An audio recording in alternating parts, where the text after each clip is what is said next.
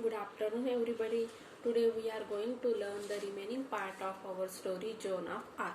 Joan is a central character in our one-act play, taken from George Bernard Shaw's play Saint Joan. Yesterday we learnt about the Joan. Joan is a very brave and confident girl. She went to meet the Captain Robert and she wants the permission from the captain because she wants to fight against the British soldiers. The war between the French and British went going on for 100 years, and Joan is the central and very confident girl. Now we are going to learn the remaining part of our story. So open your textbook, be fast. Robert. This may all be nonsense, Polly, but the troops might just be inspired by it, though nothing that we say seems to put any fire into them. Even the Dauphin might believe it, and if she can put some fight into him, she can put it into anybody. Robert talks to Poligny. This may all be nonsense. In the yesterday's lecture, there is a conversation developed between the Robert and Poligny. Poligny says that Joan is a miracle and only miracle can save the country France because the prince of the country France is fought like a rat, and the miracle like the Joan, she inspires the soldiers, and the confidence, her inspiration and confidence will bring the victory. Here Robert says that this may all be nonsense, means miracle. Robert did not believe on the miracles and he says that miracle is nothing but a nonsense thing. Polly, but the troops might just be inspired by it, though nothing that we say seems to put any fire into them. But Robert says that the troops, means soldiers, may be inspired by the Joan. Means Joan is Joan is an inspirational thing for the soldiers. Even the Dauphin might believe it, and if she can put some fight into him, she can put it into anybody. Here again Captain Robert says that if the Dauphin would be inspired by the Joan, then she can put some fight into him and she can put it into anybody. If Dauphin would be inspired by the Joan, then anybody would be inspired by the Joan. बघा या ठिकाणी विद्यार्थ्यांनो Joan बद्दलच चर्चा चाललेली आहे कोणाकोणामध्ये, captain Robert मध्ये आणि पॉलिंगी मध्ये. या ठिकाणी आपण मागच्या लेक्चरला बघितलेलं होतं की रॉबर्ट आणि पॉलिंगी यांच्यामध्ये जो संवाद आहे त्या संवादाचा मुख्य विषय आहे जादू. या ठिकाणी पॉलिंगीचं काय मत आहे की जोन म्हणजे काय, एक मिरॅकल आहे, जादू आहे, आणि हे जे युद्ध चाललेलं आहे इंग्रज आणि फ्रेंच यांच्यामध्ये, आणि हे अखंडित चालणारे युद्ध की ज्यामध्ये इंग्रजांची सरशी होऊन राहिलेली आहे आणि फ्रेंच सैनिक सतत हरत आहे, कारण का त्यांचा जो राजपुत्र आहे तो उंदरासारखा बिळात लपून बसलेला आहे, तो अजिबात बाहेर येत नाही, आणि फ्रेंचचे जे सैनिक आहे ते काय करत आहे, आपलं स्वतःचं कातड किंवा आपले स्वतःचं आयुष्य वाचवण्यासाठी लढत आहे, म्हणजेच ते प्राणपणाने लढत नाही आहे, असं या ठिकाणी कन्व्हर्सेशन चाललेलं आहे. आणि मग या ठिकाणी जोन काय एक इन्स्पायरेशनल थिंक आहे, ती काय करत आहे, सैनिकांमध्ये काय करणार आहे, ती प्रेरणा निर्माण करणार आहे, अशी चर्चा या ठिकाणी होत आहे. मग या ठिकाणी रॉबर्टचं काय मत आहे की जोन जर सैनिक आहे, आता या जादू वगैरे या गोष्टी आजच्या युगात शक्य नाही, पण असं जर झालं सैनिकांमध्ये जरी प्रेरणा निर्माण झाली तर ठीक आहे, पण डॉल्फिन सारखा जो राजपुत्र आहे त्याच्यामध्ये जर प्रेरणा निर्माण झाली आणि तो युद्धासाठी तयार झाला तर मग खूप चांगली गोष्ट आहे, मग सगळ्या गोष्टी बदलू शकतात, अशी चर्चा या ठिकाणी रॉबर्ट आणि पोलिंगी यांच्यामध्ये झालेली आहे. चला पुढे बघूया. Robert, turning to Joan, now you listen to me. Don't cut in before I have time to think. Your orders are not you are to go to Chinon under the escort of this gentleman and 3 of his friends. Robert turning to Joan. Robert speaks to Joan. What he speaks, now you listen to me. Robert says to Joan that she should listen to him. Don't cut in before I have time to think. Don't cut in means don't disturb me before I have time to think, means I want some time to think over your proposal. Your orders are that you are to go to Chinon under the escort of the gentleman, 3 of his friends. Here Robert gives order to the John. What he says that you may go to Chinon under the control or under the observation of the 3 friends, that 3 gentlemen. Okay. या ठिकाणी बघा रॉबर्टने काय केलेलं आहे, जॉनला सांगितलेलं आहे की मी तुला जाण्याची परमिशन देत आहे आणि तुझ्याबरोबर तुझे मित्र आणि हे 3 जे सभ्य पुरुष आहे यांच्या बरोबर तू कुठं जायचं आहे, चिनॉनला जायचं आहे. Joan radiant clapping her hands. Oh thank you squire. या ठिकाणी बघा जॉनला आनंद झालेला आहे. ती आपला आनंद टाळ्या वाजवून व्यक्त करत आहे आणि त्याचबरोबर धन्यवाद देत आहे. जॉन रॉबर्टचे धन्यवाद मानत आहे. Pollingi, how is she to get into the royal presence? I don't know, Robert. I don't know. How did she get into my presence? I will send her to Chinon and she can say I sent her. Then let come what may. I can do no more. Here again the conversation developed between the Pollingi and Robert. Pollingi says that how John will be introduced to the prince. Royal presence means royal family means prince. I don't know. Here Robert gives the answer that he did not know, but how she comes before me, in the same way she will go in front of the prince of our country. Then let come what may. Let come what may means let anything happen. We will wait what will be happen. या ठिकाणी बघा captain पोलिंगीला प्रश्न पडलेला आहे की आता John आपल्या समोर जरी आलेली असली तरी ती रॉयल फॅमिली म्हणजे राजेशाही कुटुंबासमोर कशी जाणार, प्रिन्स म्हणजे राजपुत्रासमोर कशी उभी राहणार. मग या ठिकाणी रॉबर्ट काय सांगत आहे की जशी ती माझ्यापर्यंत आली तशीच ती राजपुत्रापर्यंत पण जाईल आणि राजपुत्राला सगळ्या गोष्टी ती सांगेल. असं या ठिकाणी कोणाचं मत आहे, रॉबर्टचं मत आहे. आणि मी I will send her to Chinon म्हणजे मी तिला चिनॉनला पाठवत आहे आणि ती हा मेसेज त्या ठिकाणी देईल आणि मग बघूया काय होतं ते आपण पुढे बघूया. John and the dress I may have a soldiers dress square. आता परत जॉन आपल्या मूळ मुद्द्याकडे आलेली, मला ड्रेस पाहिजे. ड्रेस म्हणजे काय, या ठिकाणी तिला चिलखत पाहिजे आहे आणि काही सोल्जर्स पाहिजे आहे. तिने तिची पूर्वीची मागणी परत या ठिकाणी मांडलेली आहे. Take what you please. Robert says that take what you please means take which dress you want. I wash my hands of it. Wash one's hands of it means not take any responsibility for it. Means here Robert says that I did not take any responsibility. You should take the dress as you like. या ठिकाणी बघा जॉनने परत ड्रेसचा विषय काढलेला आहे. Dress म्हणजे काय, चिलखत. आणि मग या ठिकाणी कॅप्टन रॉबर्ट काय सांगत आहे, माझी या ठिकाणी कुठली जबाबदारी नाही आहे. तुला जो चिलखत लागत असेल ते तू त्या ठिकाणून घेऊ शकते. John widely excited by her success. Come poly. आता जॉनला अतिशय आनंद झालेला आहे कारण कॅप्टन रॉबर्ट याने तिला जाण्यासाठी परमिशन दिलेली आहे. यामुळे तिला अतिशय आनंद झाला. Robert shaking Pollingi's hand. Goodbye, old man. I am taking a big chance. Few other men would have done it. But as you say, there is something about her. या ठिकाणी रॉबर्ट काय करत आहे, मग आपल्या सहकार्यांना निरोप देत आहे आणि काय सांगत आहे, बाकीचे अजून जे काही लोक होते त्यांनी सुद्धा हे काम केलं असतं, पण जॉन ही जी मुलगी आहे हिच्यामध्ये मला काहीतरी वेगळं जाणवलेलं आहे, त्यामुळे मी तिला तुमच्या बरोबर पाठवत आहे. Poulengey yes there is something about her. Goodbye. आणि पोलिंगी पण काय सांगत आहे, हो तिच्यामध्ये नक्कीच काहीतरी वेगळं आहे. आणि अशा प्रकारे बोलून चर्चा संपवून या ठिकाणी जॉन आणि पोलिंगी या ठिकाणाहून निरोप घेत आहे आणि ते कुठं जाणार आहेत, पुढे चिनॉनला जाणार आहे आणि डॉफिनला भेटणार आहे. अशा प्रकारे बघा विद्यार्थ्यांनो, या ठिकाणी आपल्याला या जे नाटक आहे सेंट जॉन यातला फक्त थोडासा पार्ट आपल्याला अभ्यासासाठी देण्यात आलेला आहे. ओरिजिनल नाटक जे आहे किंवा मूळ जे नाटक आहे ते खूप मोठं आहे आणि या ठिकाणी आपल्याला फक्त थोडासा पार्ट दिलेला आहे. आता मी परत तुम्हाला थोडक्यात स्टोरी सांगते.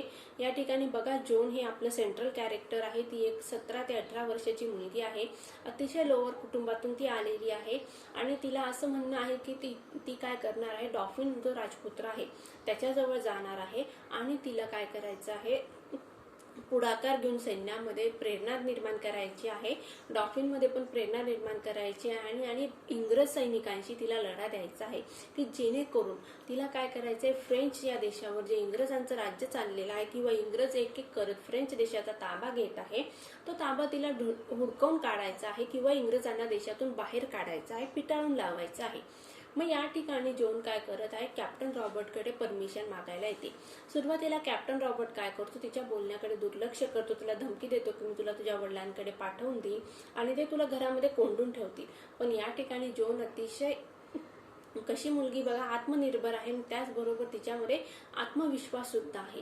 ती त्या ठिकाणी काय म्हणते की तुम्ही माझ्याशी बोलायला तयार नव्हता, आता बोलायला लागलेला आहात, याच्या पुढचं म्हणजे तुम्ही मला मी जे काही मागणार आहे ते सुद्धा तुम्ही मला देणार, असं जॉन त्या ठिकाणी कॅप्टनला सांगते. आणि त्याचबरोबर ती सांगते की माझ्याबरोबर तुमचे जे 3 सहकारी आहेत ते माझ्याबरोबर यायला तयार आहेत, मग तुम्ही आम्हाला फक्त परमिशन द्या, मला एक चिलखत पाहिजे आहे, ते चिलखत आणि एक घोडा आणि त्याचबरोबर काही सैनिक तुम्ही मला दिले तरी माझ्यासाठी पुरेसा आहे.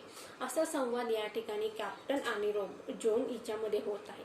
आणि या ठिकाणी पोलिंगीची एंट्री होत आहे. पोलिंगी काय करतो, जॉनची बाजू घेतो की जेणेकरून मग कॅप्टन काय करत आहे, पोलिंगीचं ऐकल्यानंतर जॉनला जाण्यासाठी परमिशन देत आहे. आणि अशा प्रकारे जॉन आणि कॅप्टन पोलिंगी यांचं प्रस्थान झालेलं आहे. ते कुठं निघालेले आहे, चिनॉनच्या दिशेने निघालेले आहे. अशा प्रकारे विद्यार्थ्यांनो अतिशय सुंदर अशी ही स्टोरी होती, इन्स्पायरेशनल स्टोरी होती. ज्याप्रमाणे बघा, तुम्हाला मी या स्टोरीचा अतिशय दुःखद भाग सांगत आहे शेवटचा. जॉन ही जी देशासाठी लढली, तिने आपल्या म्हणजे ती असेपर्यंत जिवंत असेपर्यंत तिने इंग्रज सैनिकांना त्या देशातून पिटाळून लावण्याचं काम केलं. तिच्या नेतृत्वाखाली फ्रेंच सैनिकांनी खूपशा लढाया जिंकल्या.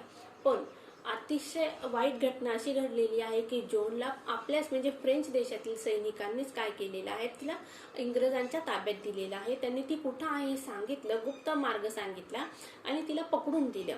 आणि इंग्रज सैनिकांनी अतिशय क्रूरपणे तिला झाडाला बांधून जिवंत जाळून टाकलेलं आहे. आणि 500 वर्षानंतर मग फ्रेंच जे चर्च आहे त्या चर्चने मग जॉनला काय केलेलं आहे, संत ही पदवी बहाल केलेली आहे. ज्याप्रमाणे बघा, आपल्या इतिहासामध्ये संभाजी राजांना पकडून देण्यात आलं. कोणी पकडून दिलं, आपले जे लोक होते, आपल्याच लोकांनी फितुरी केली आणि पकडून दिलं आणि संभाजी राजांचे हाल करण्यात आलेले आहे. त्याचप्रमाणे जॉन हिचे पण अतिशय अतोनात हाल करण्यात आले. तिच्यावर वेगवेगळे आरोप लावण्यात आले की तू डाकीन आहे किंवा जादू करणारी चेटकीन आहे आणि तिला कबूल करायला भाग पाडलं. पण जॉन अतिशय आत्मविश्वासी मुलगी होती, तिने शेवटपर्यंत कबूल केलं नाही की मी डाकीन आहे, अशा प्रकारे मी जादूगर आहे, अशी तिने कुठलीही कबुली दिलेली नाही आहे. म्हणूनच मग जॉनला नंतर 500 वर्षांनी तिच्या कार्याचा सन्मान झाला आणि तिला संत ही पदवी बहाल करण्यात आलेली आहे. अतिशय सुंदर अशी इन्स्पायरेशनल असं हे कॅरेक्टर आहे. झाशीची राणी आपल्या इतिहासातील कॅरेक्टर, त्याप्रमाणे बघा फ्रेंच साहित्यातलं हे अतिशय महत्वाचं कॅरेक्टर आहे जॉन. चला मग विद्यार्थ्यांना आपण आता वर्कशॉप बघूया. English workshop page number 34. Read the extract from J.B. Shaw's play on Joan of Arc and fill in the tree diagram. Joan of Arc. First, setting. The 2 points are given for the setting. Number 1 period and number 2 location. Period is 1429. Write down the answer. The answer is 1429. Location France. Scene of the given play: France, two torn by English and Burgundian. Scene of the given play, write down the answer. France was torn by English and Burgundians. Characters name, tell me. Joan, Robert, Polengi. Okay. Main plot about Joan. Main plot related to Joan. Second one. Pick out from the extract the play 2 lines that provides evidence for each of the following. Here some points are given and you have to write down the answer related to that point. Number 1 point is her confidence. Her confidence means Joan's confidence. You have to write down the lines from the extract or lines from the play that shows Joan's confidence. The lines: you think you will square, but it wouldn't happen. Second line: the dolphin will give me. Her courage. I will tell you the 3 answers and you have to write down the remaining 3 parts of the answers. Number 2, her courage. She really doesn't seem to be afraid of anything. You are to give me a horse. And her determination. You said you wouldn't seem to be, but I am here. And race, I may have a soldier's dress. Her determination. And remaining 3, which are remain her optimism and her patriotism. You have to write down the remaining 2 parts answers. Number 3. From the extract, find what the following are compared to. As easy as chasing a cow. Write down the answer. As easy as chasing a cow. Number 2. As mad as she is. The dolphin in Chinon is like a rat in the corner. D.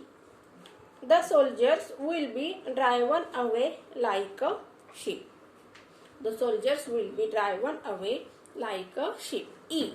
Joan of Arc is bit of a miracle. Last one's answer is a miracle. Again I repeat the answer. As easy as chasing a cow. As mad as she is.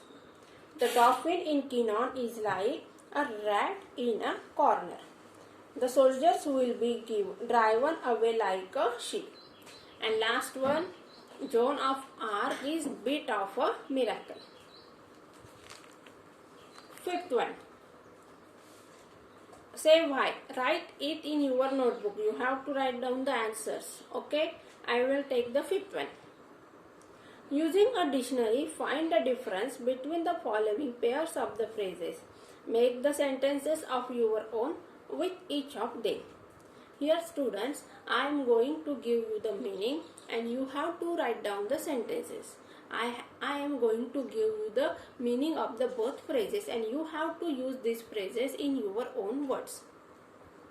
First phrase, cut in. The meaning of the cut in means interrupt.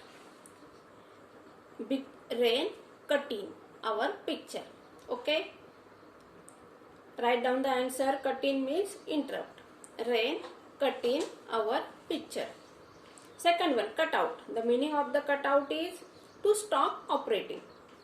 Cut out means to stop operating. Number 2, be held by. The meaning of the be held by is to be organized. Write down to be organized. Second, be held up. Write down the meaning to be late. What is the meaning of to be held by? To be organized. Be held up. The meaning of be held up is to be late. Third one, run away. Write down the meaning run away. Escape from a place. What is the meaning of run away? Escape from a place. Run for. The meaning of run for is rush. What is the meaning of run for? Rush. Fourth one, first, be known as. Be known as means define as. Be known as means define as. Be known for. To be famous. Be known for means to be famous. Fifth one, go with. Go with means give consent. Give permission. The meaning of go with means give consent. Consent means to give permission. Go after means chase, follow. Go after means chase or follow. Sixth one, put fire into means inspire, to fight bravely. Put fire into means inspire, to fight bravely. Second one, put fire out, extinguish. Put fire out means extinguish. बघा कटिंगचा अर्थ सांगितला मी interrupt. लिहा पटापट. Interrupt म्हणजे काय? मध्येच अडथळा आणणे. कटआउट म्हणजे काय? टू स्टॉप ऑपरेटिंग म्हणजे एखादी गोष्ट आपण करत आहोत ते करणे अचानक थांबवणे. पुढे to be held by. To be held बायचं मिनिंग सांगितलं टू बी ऑर्गनाइज. हेल्ड बायचं मिनिंग आहे to be organise. To be held up, to be late. To be late म्हणजे काय, उशीर होणे. थर्ड मधलं बघा, पहिलं रन अवे म्हणजे पळून जाणे. त्याचं मिनिंग काय लिहिलं बघा आपण, escape from a place. Second run for म्हणजे काय मग, रश म्हणजे घाईघाईने जाणे. टू बी नोन ॲज, च्या अशा नावाने प्रसिद्ध असणे असं याचा मराठीत अर्थ होतो. मग त्याचं उत्तर काय बघा, इंग्लिश मिनिंग काय, define as. Be known for, कशासाठी प्रसिद्ध आहे. टू बी नोन फॉर म्हणजे to be famous for, to be famous. Okay. पुढे गो विथ म्हणजे गिव्ह कन्सेंट, परमिशन देणे. गो आफ्टर म्हणजे काय, पाठलाग करणे, चेस. पुढचं पुट फायर इन टू म्हणजे काय, इन्स्पायर टू फाईट ब्रेवली, प्रेरणा देणे, कशासाठी, लढण्यासाठी प्रेरणा देणे. पुढचं put fire out means extinguish म्हणजे आग विझवणे. आता बघा विद्यार्थ्यांनो, 6वा प्रश्न, it doesn't important for related to your examination. 7th one is not also important. 8th one is very important. Make the following sentences affirmative without change of the meaning. आपल्याला खाली काही वाक्य दिलेली आहेत, त्या वाक्यांचं आपल्याला होकारार्थी वाक्यांमध्ये रूपांतर करायचं. म्हणजे नकारार्थी निगेटिव्ह सेंटेन्सेस आहे, त्याचं काय करायचं, होकारार्थी वाक्यात रूपांतर करायचं आहे.